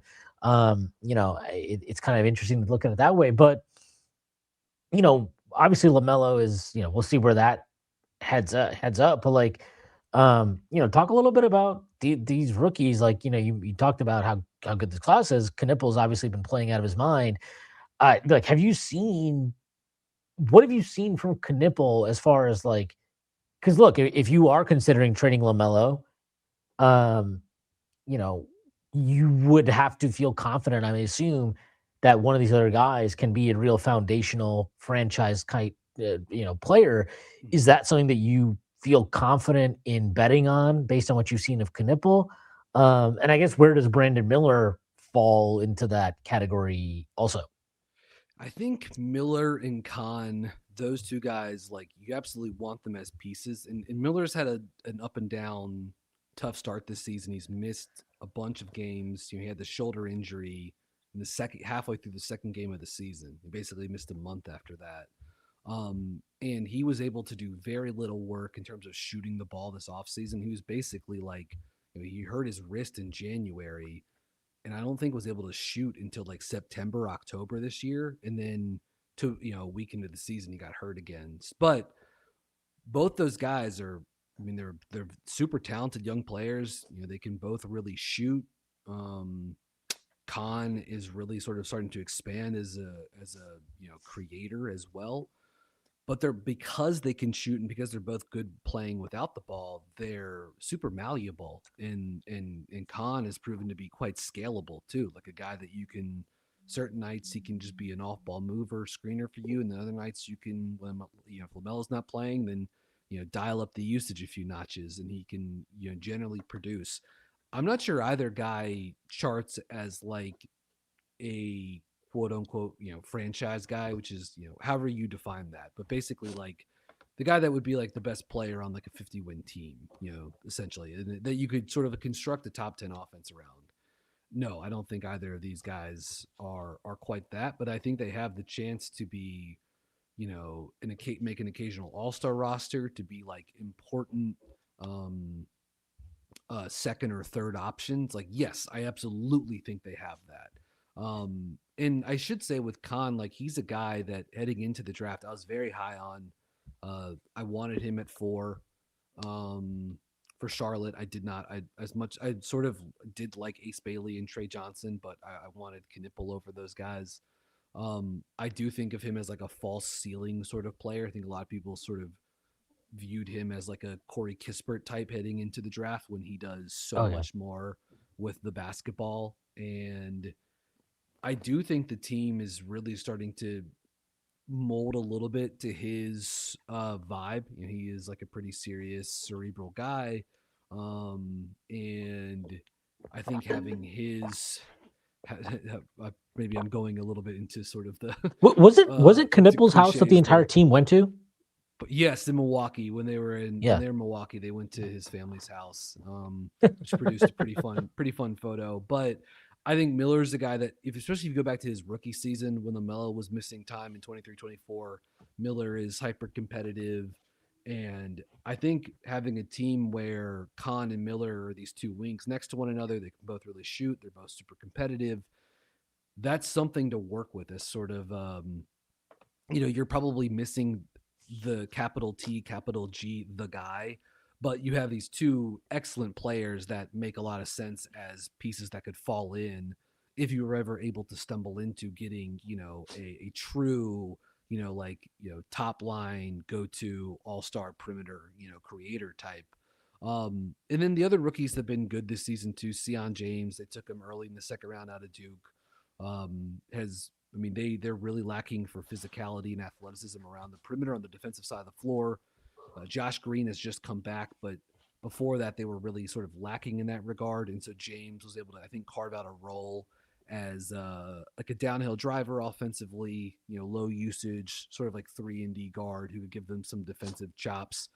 And then they've really done a nice job, I think, using Kalkbrenner as a rookie center. Like he offers this like discrete set of skills, very good rim protector. So when he's playing, when they played New York, Charles Lee likes to cross match and will put Miles Bridges on Towns so they can switch those actions. And then he'll try to stash Kalkbrenner on Josh Hart. And like when they play Atlanta, he'll do the same thing. Like they'll put Kalkbrenner on Dyson Daniels, and then they'll cross match at the 4 and 5. So Kalkbrenner's, he kind of gives them two different looks defensively. He can play drop coverage, sort of like more traditionally, or they can put him in that sort of like defensive rover, off ball, outside of the action helper role. He has tremendous size. He's not like the quickest mover, but because of his size and I think just sort of like maturity and feel like for the game, he can actually like be a guy that like puts out fires for you on the backside and does some damage in those looks too. Then offensively, it's real simple for him. It's screen, roll, and finish. They don't ask him to do too much. Maybe a little bit 5-out initiation here and there, but that's really just to get into handoff actions with the other guys. So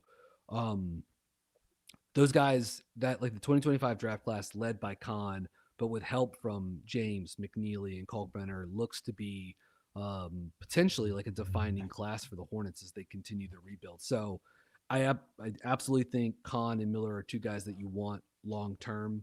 I do worry about some of the injuries with Brandon too. He's missed a lot of time the last 2 seasons, but he's still on a rookie contract. I guess in theory there could be negotiations for an extension this summer. We'll see how that goes.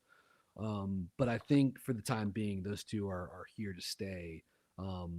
I think Khan is the one guy that's probably at right now like not movable on the roster.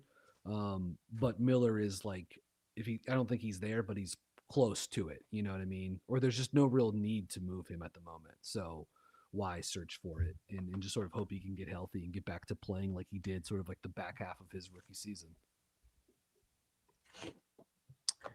Yeah. um, I was going to kind of shift gears here just a little bit. So you obviously mentioned Mark Williams being a player that you ended up with in that draft. He's moved on now to Phoenix. What happened there? Was that just all injuries? Because by the end, it seemed like, maybe the relationship between him and the organization had deteriorated as well. And that can happen because of injuries, because, if he feels like maybe, no, I'm fine, and these guys aren't doing a good enough job taking care of me, that can create strife. Like what did happen there? Because I did like Mark Williams as a prospect. Like that size, I think he's got really nice touch at the rim, which is, the fact that the guy, what does he shoot, like 75% or whatever from the free throw line for a big guy, that's really rare. And I think, I guess good for him, unfortunate for the Hornets. We've seen now like that size being leveraged more productively on the defensive end of the floor, where he just kind of, I don't know, again, like looked like he gave up for the better part of last year. And now obviously he's doing a much better job with the Suns. I guess it's just like what happened with all of that, because even if I remember correctly, I felt like his rookie year he got off to a good start. I liked him after his rookie year for sure. I was like, oh yeah, this kid looks exactly like what I thought he was going to. But it obviously did not work out that way in Charlotte. Yeah, I think for him, it was really the back half of his rookie year. He played really well. Like he sort of like won Steve Clifford over, and then he became a piece of the rotation.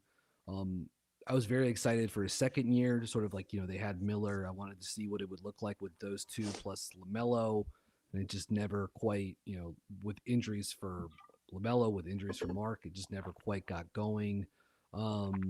He played well when healthy last season, and he was genuinely pretty healthy. I do think, the Lakers at the last second, backing out of that deal, like beyond the last second. I mean, the trade had been accepted. It also looks like the Lakers made that up a little bit. They seemingly, yes. I mean, that was a weird thing to go through mid-season, and because of how closely it happened to the deadline, once they backed out of it, it was after it. So like there was nothing you could do. You couldn't come back and renegotiate. So Mark was just like stuck on the team for the next few months. Mark's a good guy. I covered him at Duke when he was there, and I think they sort of like made the best of it. But that's a tough thing to like come back from. You know what I mean? I mean, it's tough to break up with someone and get back together and just think everything's going to be fine. Like you can just sort of like fall back into your old routines. It sort of changes everything long term for better or for worse. And ultimately, like, yes, the Hornets and Mark, maybe there was some sort of falling out. It is important to remember that like the deal that the Lakers backed out of, it was a great deal for Charlotte. Like they were it was a 2031 pick unprotected and a 2032 which is like the golden ticket. You know what I mean? Like that's that would have been a huge thing to have gotten. Maybe Luka's on the back. They had just gotten Luka, and you're like, well, maybe he's regressing by that point in time. Like that could be a lottery pick. Oh my god! And they got another first round pick for him as well. And so like, yes, it may have been unfortunate for Mark to have been like, I'm sure it was hard to be jettisoned like that by the team that drafted you. You play your college ball at Duke, up I-85. You're from Virginia Beach, so you're sort of like close to home. But like getting traded to the Lakers, like that's a pretty like enviable position. And they didn't. it wasn't like a salary dump. Like they traded him for a haul of assets, including like basically, what is the closest thing to a golden ticket in the NBA, which is an unprotected first round pick. So like that thing got screwed up because of the Lakers. And so I will always pull for Mark. I'm glad things are going well for him in Phoenix. And, I am also glad that Charlotte was able to still like get something in return for him, because after that got rescinded in the way that like the Lakers sort of like worded the reasons why they wanted to pull out, basically saying like long term, we don't think this guy can like hold up. I was like, will they ever be able to trade anything? Like, what could they do? Like, is Right. he just done? This guy went from getting 2 first-round picks, including an unprotected, to like, what could you even trade him for now? Mhm. So I am thrilled that in playing with the Suns, he's been able to he deserves it, honestly. And so I'm thrilled for him because of that. And I think they just had to make a move from him. He was also up for a rookie extension last summer. So maybe they felt maybe that was sort of like speeding up their timeline a little bit, sort of like trying to like head off those negotiations, especially if like long term you're not sort of like sure about him. So ultimately, like it's unfortunate, but I think it's sort of proved to be um, a win-win for both parties because the Hornets still got something from him. They were able to turn the page without committing like long-term big salary to the center position, and Mark was able to get on a good team and be like a contributor. So I think all in all, that's like not bad for either party. Yeah. To kind of maybe not necessarily close the loop, but to bring it back to something that's near and dear to Knicks fans' hearts. Um, I'm sure you're familiar with this player. His name is Nick Richards. He played for the Charlotte Hornets for a while. He's long been randomly rumored at various points in time to be of interest to the Knicks. He has once again appeared in rumors this year of being potentially somebody they could target to bolster their front court rotation. My thoughts on Nick Richards are that he is an NBA player, but not one that I'm particularly interested in to bolstering anything if I'm a contender. Um, I don't think he's actually a good defender. But I'm, again, like you've watched this player far more than I have. What would your thoughts be if the Knicks did bring him in? Do you think this is a guy that could help them, or do you think like no, it's not really anything? Because it's a little interesting to me. Richards obviously ends up with the Suns, and then they go ahead and they're like, well, why don't we get Mark Williams too, and we'll also draft Maluak and all this kind of Yeah. stuff. Yeah. So I will say this: when Richards first came in the league, I didn't necessarily love the pick for Charlotte. It took him like 2 seasons to really like figure it out. If you had talked to me in 2021, 2022, I would have been like, this guy is at best like a third center, sort of like the sixth big guy on a roster, like some sort of in that kind of role. And then he did make some improvements, like years 3, years 4, he was able to earn himself a second contract. I think he, at least for a period of time, like pushed himself to becoming, at least for like a middle of the table kind of team, like a backup 5, like the second 5 on the roster, not like the guy that probably needed to be your third. For a team like New York with actual title aspirations, with Towns who can play the 5, and obviously with Mitch, who's a very good center that does a lot of important things for him. That like if those two guys were upright and healthy, if you had Richards on the roster, like he would not play in the postseason. You know what I mean? But if I could see sort of like any value for him, is that like he would, I guess in theory, he could be like Mitch insurance. Like he is a good offensive rebounder. He's strong. He's not really like quite above the rim, but he's not plotting. Like he can if he has a little bit of a runway, like he can get up and get contested rebounds and block shots. I don't think he's a very good defender, and he's not super scheme versatile. Like if you have him, he's got to be in the drop, and he's not particularly like good in the drop. And then offensively, again, it's rim runs, lobs, and putbacks. So I could see there being some like regular season like innings eating portion, nights when you're not playing. If you didn't want to play Mitch to give him some rest, then like Richards could give you a diet version of it. You know what I mean? But beyond that, I don't see him being really of someone of particular note for New York. Like if at full strength, this guy was on the roster, I just don't see him playing in a postseason series unless guys like Towns and Robinson were in foul trouble also too. So he would just simply be like an insurance play. But kudos, like, again, I didn't think he'd make it to a second contract. So for that guy to make it to a second contract, to have been traded in return for a pick, like he's carved out a solid career for himself. So that's great. But I don't see him as sort of like any sort of like missing piece for anyone this season as a backup, 5. Mm. Just a final thing, just because we're both me and Stacy, both of us are Michigan alum. Musa Diabate is a player for the Hornets. I think, was he an undrafted free agent, rookie free agent that they signed? I believe he was a second round pick of the Clippers, and then they had him on a 2-way deal his rookie year, and then they released him. And then the Hornets signed him. Yeah, he was the 43rd pick in 2022. And then he played on a 2-way deal for I guess for 2 seasons for the Clippers. They released him in 2024, and then Charlotte signed him to a 2-way deal that summer, and then converted it last off season to like a full-time contract in the NBA. Yeah, so Diabate, he's a player, like when he was at Michigan, and I basically stopped watching college basketball after that year, but he was a player that, to me, I felt like I thought he should have stayed in college for another year at that time. I didn't really buy any of like, there was like this hype of like him maybe being a shooter. I never kind of bought that. But the athletic tools are always interesting to me. If I remember correctly, they used him a bunch at the 4 at Michigan. But like he was very switchy.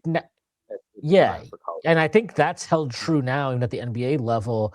But he's playing more as a 5 now, and I mean, I guess like he's definitely exceeded expectations based on kind of his career path.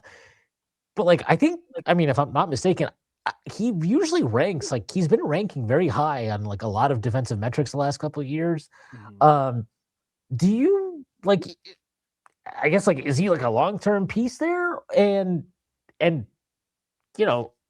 guess like, if that's the case, do you feel pretty comfortable with your center rotation going into next season? Because coming into the year, the center spot was considered like a big question mark for the Hornets between, obviously Kalkbrenner was a rookie who I know a lot of people liked him, but he's a rookie, so you don't know what he's going to do yet. And Diabate, I mean, like, again, and I get it, like, it's not like I'm sitting there crunching the Hornets tape either, but like, if you're not a Hornets fan, I just don't think a lot of people knew about Diabate, but I do think he's proven that last year was not a fluke. He is actually a pretty decent center. Like, I guess, like, given the Hornets, like, various needs, does the fact that Diabate is been pretty solid and that Kalkbrenner has played the way he has as rookie, do you feel like that's kind of on the back burner relative to other things? Yeah, it was unfortunate for Diabate that he had to play next to Hunter Dickinson at Michigan and be the 4 and just with no real stretch in that. I guess Dickinson could shoot it a little bit, but just a weird fit for him. Yeah, and I mean Dickinson took up so much oxygen, right? And he wanted to play in the post, right? The stretch was kind of just a added thing, but he wasn't. Really in Houston was good that season. Caleb Houston was good that season, but not like as good as maybe advertised coming into the year too. But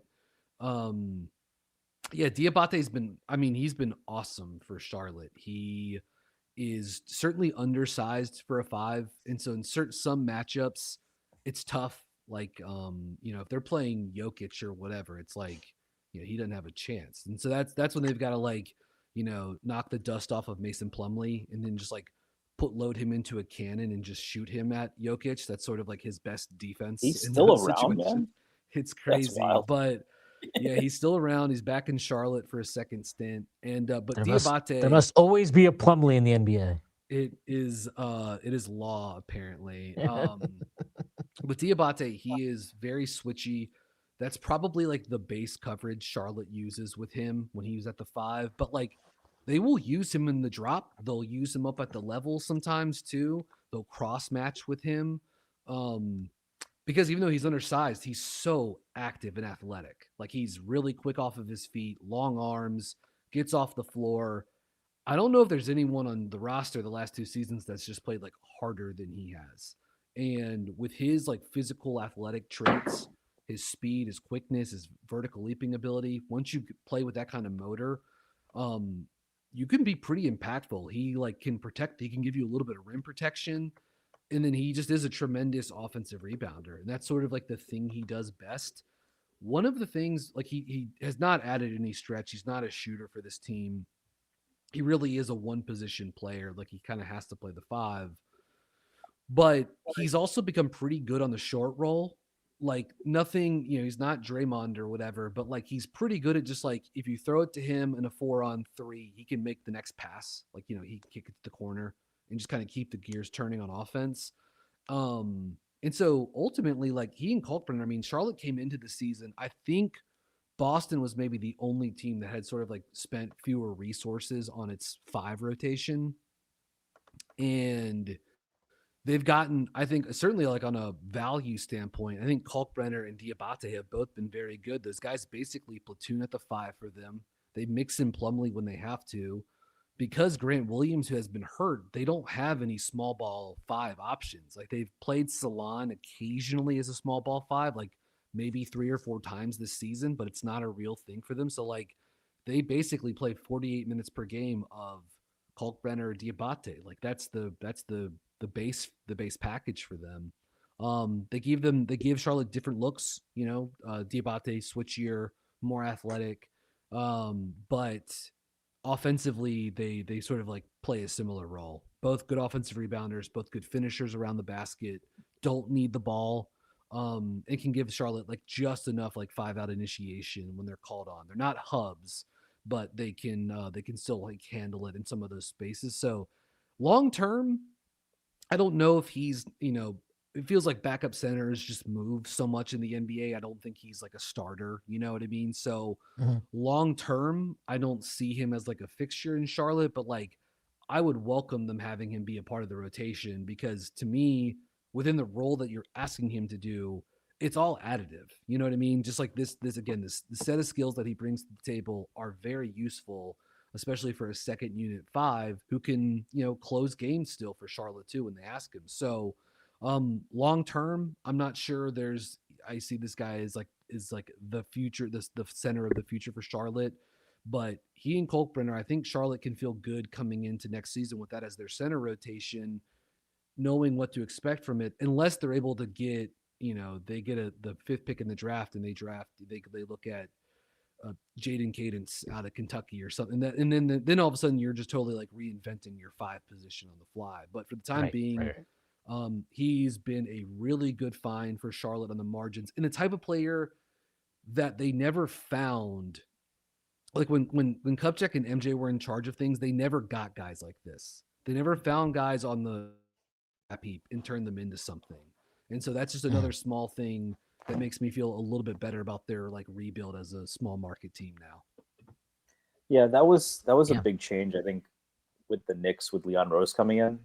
Um, you know, we were the Knicks at that time were starved for so many years, and everyone was focused on this eighth draft pick and what ended up being a really good draft. And they take Obi Toppin, and that ended up not panning out perhaps as well as you'd hope a lottery pick panned out. But they got it the 25th pick. They get quickly. They got Grimes. Finding a lot of value on the margins with some of the free agent work, guys like Alec Burks even. So I think that's a pretty good sign. It kind of shows a leave no stone unturned mentality. While we're on Michigan bigs, I do want to ask because I know you follow the draft. So Michigan, I think, has 3 viable bigs this year for the Definitely. draft. I think for the Knicks, we're probably looking late first, early second, that range. I would imagine Yaxel Lundenberg has kind of priced himself out of that. Mhm. I think still, maybe does he have the one elite skill? I don't know, but and there's the age, but it looks like he's, doesn't really have a lot of weaknesses.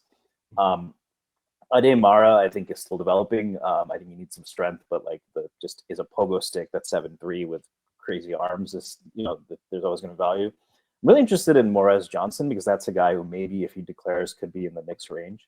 Curious if you watched him a lot, but he seems to have a lot of some of the tools you're talking about with Diabate, with the Yeah. athleticism, the explosiveness, the motor, and the rebounding. But has some good touch. He's even stepped out and hit a couple threes. Probably not going to be a staple of his game at the NBA level, but has improved his free throw shooting. But curious how you're evaluating those bigs, before we get Yeah. out. Yeah. I mean, Lindenberg's been awesome. I mean, he's been one of the 4 or 5 best players in the country this season. We'll see if the shot keeps it up, but if he's going to shoot it like this, off on the jumper all season, he has the chance to be, even for a guy he's going to be 24 at the time of the draft, could be, middle of the first round, late lottery. Like he's been that good. I like Morez Johnson quite a bit. I watched him at Illinois last season. And I don't think he played in the Illinois Duke game. I believe he was hurt for that. Yeah, he's not playing it. But I watched, heading into that game, I watched a lot of Illinois tape, and his, just like the athleticism he had in the front court. That's why the Diabate comp is like kind of a fun one. Switchy, those guys can switch out and guard multiple positions. Super athletic, good on the glass. And then I watched him play for the FIBA U19 USA team this past summer, which was a loaded team, and he was one of the few college guys on the roster that had, Michael Brown, who's at Louisville now, AJ DeBansa at BYU. These are guys that are going to be, top 10 picks. And Johnson was the starting center for that team, and he was a beast. Just, screen roll, dunk finish, face up, drive, finish, transition, rim runs, finish. So he plays a style of center that I do really like. This just like the vertical lob threat, can switch out, can do different stuff for you defensively, super high motor. So I think it's going to be an interesting fit all season with those guys, Mara, Johnson, and Lendeborg, as Michigan's trying to chase a championship.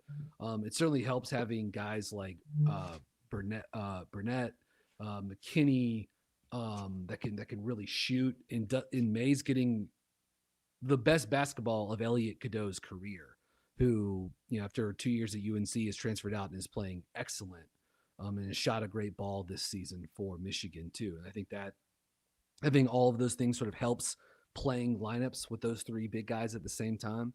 But yeah, I think Mara's got interesting sort of like front court, 5 playmaking potential. Johnson just offers a frame and set of skills and athleticism that I think any team in the league could use, in the front court room. And then Lendeborg is like potentially he's a special player and potentially special prospect. So like all of those guys a lot. And I'm really excited to see what it looks like in Big Ten play. And I'm also really excited for February 21st, Michigan versus Duke I believe that's in the Garden up in New York. So that'll be a lot of fun too. Are you attending? Well, that's in DC actually. Forgive me. That's in DC. Never mind. Yeah. Probably not, though it is tempting to, it's really, really tempting. Actually, DC is a little closer. I'm in Raleigh, so DC is a little closer. Yeah. So maybe I'll make that work. We'll see. Awesome. All right, Brian. Well, thank you so much for jumping on with us. Are you a Panthers fan? I am sort of like a Panthers fan in remission. I grew up as a psychotic Panthers fan. Cam Newton was my favorite football player of all time. The night they lost the Super Bowl to the Broncos, I had sort of like an existential crises as a football fan. It was just like I just walked home from the bar that night and was like, it's never going to be this much fun again. It'll never be as good as that. And the next 10 years sort of went according to that that foresight that I had at the moment. It's like, so for me now, it's awesome. Like I enjoy seeing them be successful. I have a ton of friends who are huge fans, but my Sundays don't revolve around the Panthers like they did for many, many years. So it's probably for the best and best for my own mental health. And honestly, once basketball season starts, I'm really just trying to watch hoops for the most part. But if the Panthers make it to the Super Bowl or make a playoff run, I reserve a spot on the bandwagon. Like I can choose. I've put my time in. I can get back on if and when I choose to. Please, I've earned it. But for the time being, I've watched. Maybe a quarter of their games so far. Like a quarter of one game so far this season. So I think as long as you lock in, if you lock in for week 18, you're good. Okay, perfect. Good to know. Good to know. All right. Thank you so much for coming on. Plug anything that you want to plug too. Yeah, follow me on Twitter at bguys _bird. You can follow me on Blue Sky as well at B Geisinger on Blue Sky, b.geisinger. Follow my work at Split the Action, briangeisinger.substack.com. I also write for 247 Sports. I write for Basket Under Review. I write for Switch Theory, which is an excellent site covering the NBA draft. Lots of super talented writers, podcasters over there. And so, yeah, you can find me mostly covering the draft, covering college hoops, and covering the Charlotte Hornets at the Buzzbeat podcast, which is on all of your podcasting platforms too. Thanks again. Stacy, anything that you want to plug before we get out of here? I'll just plug all the great work at Strickland. And you can follow me at StacyBatten89 on Twitter. Awesome. I will echo Stacy's sentiments. I'll echo Brian's sentiments. Follow all the things that they told you to follow. I will like to thank our sponsor, FanDuel, and I would like to root for the Miami Dolphins and the New York Jets over the next couple of weeks to beat the New England Patriots. And unfortunately, Stacy, I'll be rooting against the Eagles just this 1 week. All right. That is our show for today. I hope everybody has a great week. Enjoy your Christmas. Have a safe Christmas. And I will see you all on, I think I will be recording a podcast. I should be recording a podcast Friday, so it should be out on Saturday. So be on the lookout for that. All right. Again, everybody enjoy your Christmas, and I'll see you then. Peace.